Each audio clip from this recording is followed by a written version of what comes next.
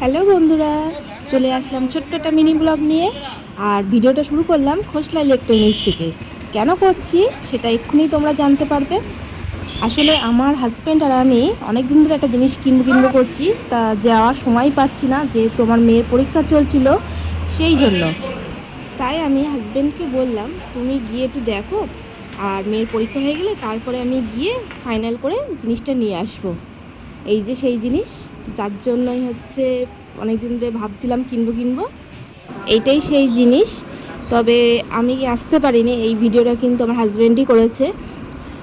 ইচ্ছা ছিল গিয়ে আনার, কিন্তু আমি যেতে পারিনি। আমার হাজব্যান্ডই গিয়ে দেখে এসছে বসিরহাট খোসলার থেকে। আর এটা হচ্ছে হাসনাবাদের খোসলা। জিনিসগুলো সত্যিই ভালো, দেখেই মনে হচ্ছে সবকটাই কিনে নেই। তবে আমাকে না জানিয়ে দেখো, আমি ওপরে ছিলাম, হুট করে আমাকে নিচের থেকে ডেকে বলছে নিচে এসে উঁকি মেরে দেখো।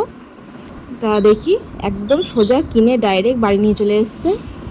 অবস্থা বোঝো, আমাকে একবার বললেও না যে চলো দেখে আসি। বলেছিলাম ভিডিও করব, যাতে না বকি, ওই জন্য আবার ভিডিও করে এনেছে। জানি না কেমন হবে, কি কিনেছে সবটাই দেখাচ্ছি তোমাদেরকে। আর এই যে এখন রাখা আছে, একটু পরেই মিস্ত্রি এসে এটাকে খুলবে। পছন্দ করে নিয়ে এসছে এলজির, কিন্তু আমার ইচ্ছা ছিল স্যামসাং কিংবা গোদরেজের নেওয়ার।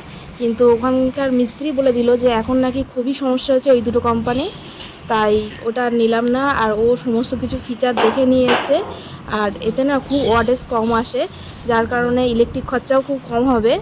সব থেকে বড় ব্যাপার হলো এটা আমাদের সোলার প্যানেলের ব্যাটারিতে সারাদিন রাত চলবে।